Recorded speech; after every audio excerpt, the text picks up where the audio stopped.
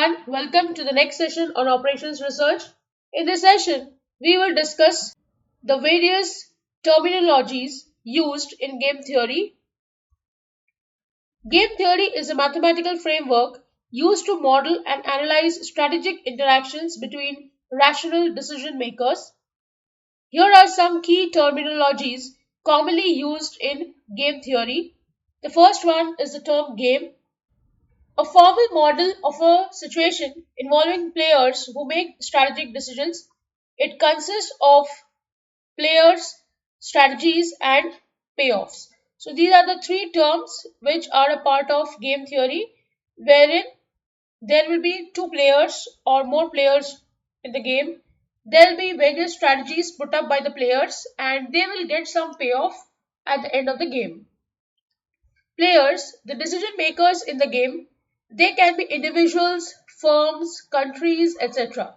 So this game can be played between two individuals or two firms who are competing for a product, or two countries who are competing for some kind of agreement or strategies or Commonwealth games, say, etc., who participate in the game and make strategic choices. Third is strategy, a plan of action that a player follows throughout the game. It can be pure strategy, a deterministic course of action where a player always chooses the same move. Mixed strategy, a probabilistic approach where a player randomizes over available actions. So suppose if there are two players who are playing rock, paper, scissors, A and B are the two players. Say A has decided to play rock all the time, irrespective of what move B makes, then this will be called as a pure strategy. And if B decides to choose between rock, paper, and scissors, irrespective of what A chooses, this is called as mixed strategy by a player. The fourth term is payoff, the reward or outcome that a player receives from a game based on the strategies chosen by all players. It can represent profits, utility, costs, etc. So these are the meaning of the term payoff. So at the end of the game, you can either win some profit, you can have some utility, that is, you can gain some control over some functions in the market, say, or it could be cost. Nash Equilibrium, a situation in which no player can unilaterally improve their payoff by changing their strategy, assuming the strategies of the others remain unchanged. It represents a stable state of the game where no player has an incentive to deviate. So again, there are two players, say A and B.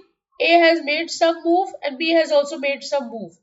If A will not change his move because it will not improve their payoff, so the strategy what A has taken, say there are two strategies for A, 1 and 2, so A has chosen first strategy, A will not change the strategy. So it represents a stable state of the game where no player has an incentive to deviate. So there is no reason or any kind of incentive that the player has received for deviating from the move. Dominant strategy, a strategy that yields a higher payoff for a player no matter what the other players choose. If a player has a dominant strategy, they will always prefer it over others. So if there is a player who is going to make a higher payoff by playing a particular strategy, no matter what the other players are choosing, he will choose it. So that will be called as a dominant strategy in the game. Dominated strategy, a strategy that results in a lower payoff for a player than some other strategy, regardless of what the other players do. Rational players never choose dominated strategies. So irrespective of what others are doing, if the player B has decided to make a lower payoff strategy, then that will be called as dominated one. But generally in games, these kind of strategies are not preferred.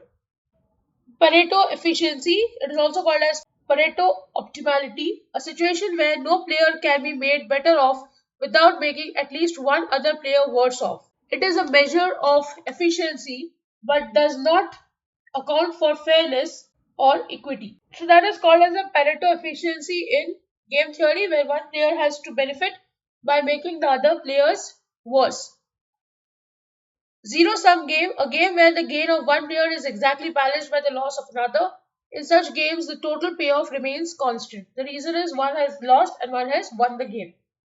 Non-zero sum game, a game where the total payoff can vary and both players can either win or lose together, allowing for cooperation or mutual benefit. So when there is the summation is not zero, that is non-zero, and the two players play by cooperating with each other for mutual benefits.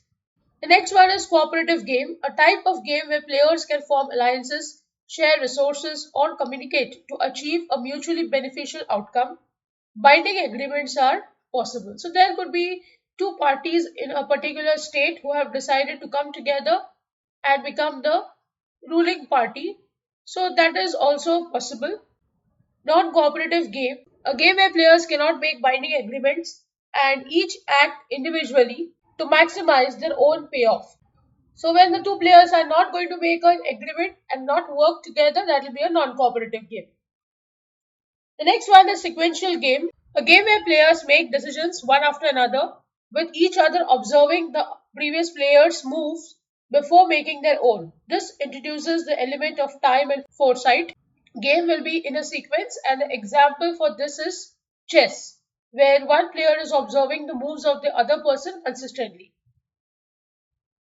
The next one is simultaneous game, a game where all players make decisions at the same time without knowing the strategies chosen by the other players. For example, Prisoner's Dilemma and Rock, Paper, Scissors. The next form of game is extensive form, a way of representing games that captures the order in which players make moves. It is typically depicted as a decision tree showing sequential actions, payoffs, and information sets. So some example of extensive game again are chess. You can have tic-tac-toe. You can have poker as an example. So these are all extensive game. Normal form or strategic form, a matrix representation of a game that shows players' strategies and payoffs. This form is typically used to represent simultaneous games. So when you have two games going on simultaneously, like the rock paper scissors game, what you use is a matrix representation of a game. So when we solve the numericals, I'll show you. But as of now, you can see A is 1, 2, B is say 1, 2. And there will be some values over here, say 2, 3, 4, 1. This is representing the game or the strategies that the players are going to make simultaneously. So that is how you represent.